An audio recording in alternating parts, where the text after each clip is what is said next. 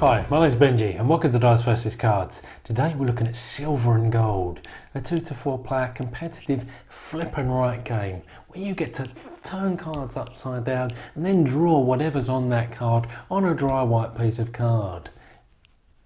So this is a German game with an English translation that I'm using, so I'm guessing that you are pirates. You are looking to seek treasure, be it silver, be it gold, and you're looking to fulfill and complete all of these treasure maps in order to gain you the most points at the end of the game.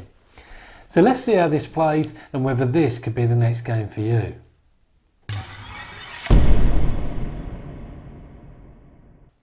So the object of the game is to be the player with the most points after 4 rounds of play.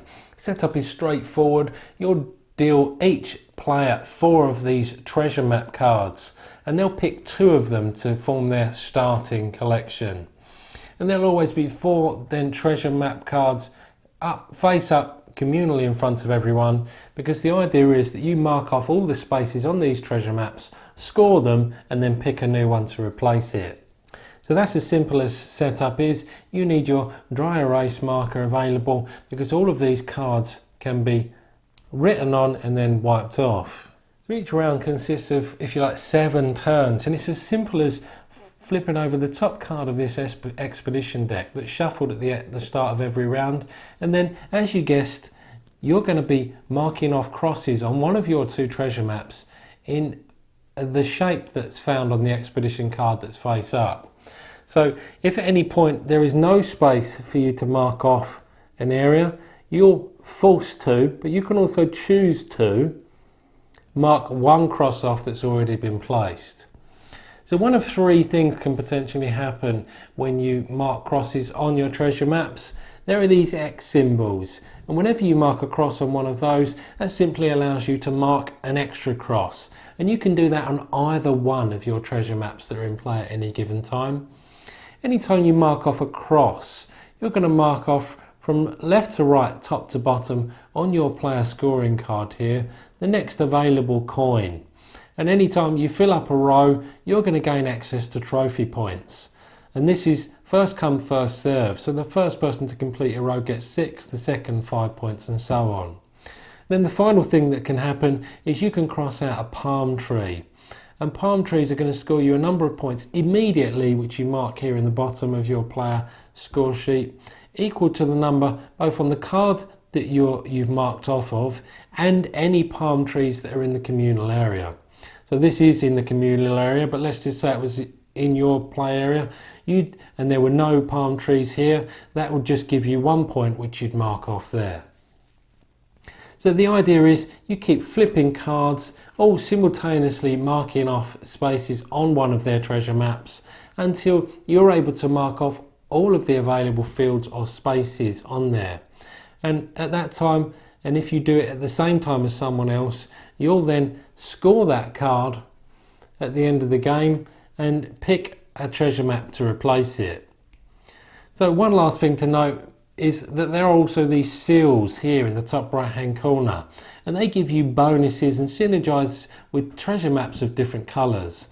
So what this card is telling us here is if we scored it, we'd get 10 points plus 2 points for every purple treasure map we scored. So it's that simple. There are 8 cards in this expedition deck and you'll only draw 7 on any given turn. So there'll always be one of these shapes that you can see here that you won't draw every turn. And you're going to rinse and repeat that process for 4 rounds, and at the end of the game the player with the most points is the winner. So that's how this plays. What did I think of it?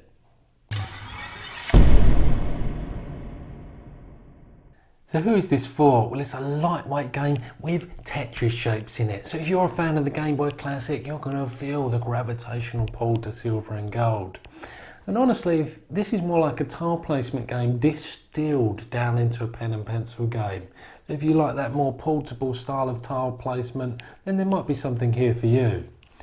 So you might want to consider this if you liked Bricks, published by Stronghold Games, or Roll to the Top, published by Quali, because the former also has Tetris shapes, and the latter because why not? So in terms of gameplay, well, this is a really brisk game to play, and it's fast paced but not in a stressful way. It's just just that things move swiftly and organically and you're always doing something. Simultaneous player actions is always a winner. You know, the one downside is getting this to the table. You actually have to learn German, which obviously for non-German speakers is not the easiest thing. Or maybe you can cheat like I did and download the English translation. So once that's in your palms, this takes absolutely no time to get to the table and you are just easy breezy and through the game. It's just everything works, everything has its place. Maybe it's that innate sense of drawing Tetris shapes on something that fills me with glee, but it just does what it says on the tin. I can't ask for much more from this game. You've got a decent amount of replayability in here because there's so many cards, there's so many different treasure maps. You've got 8 shapes in the game, that's it. But that's just the platform for everything else, for all of the treasure maps and for the means in which you're going to, like I've already mentioned before, have a sort of tile placement feel where everything's got to have its place. If it doesn't, you've got to rub a square out.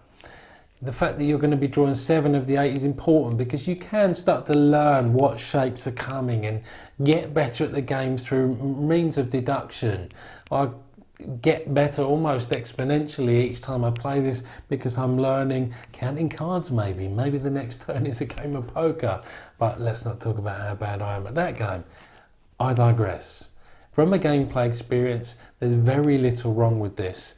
The palm trees in there, the X's that allow you to mark off different spaces. There's not much to criticise about the gameplay experience at all. It's just a tidy, neat little game. In terms of the look and feel and theme of the game, well, it's hard to judge the theme because, as I said, I've only used an English translation. But this is a flip and write. These small box games aren't oozing with theme anyway. Think pirates, think palm trees, think coins, treasure, and you're fine. Production quality is great. I never knew you could get dry white playing cards like this. I thought they'd need a reinforced back or something. You know, it really is a nice little touch that everything fits in this small package. So with all that being said, Dice vs Cards going to give a final score of 8 out of 10. This is a really decent addition to my roll and write, flip and write collection, and I imagine it's staying for quite a while. So that's it from me. I'll see you next time. Stay tuned for the sequel, Bronze, Silver and Gold. Knob.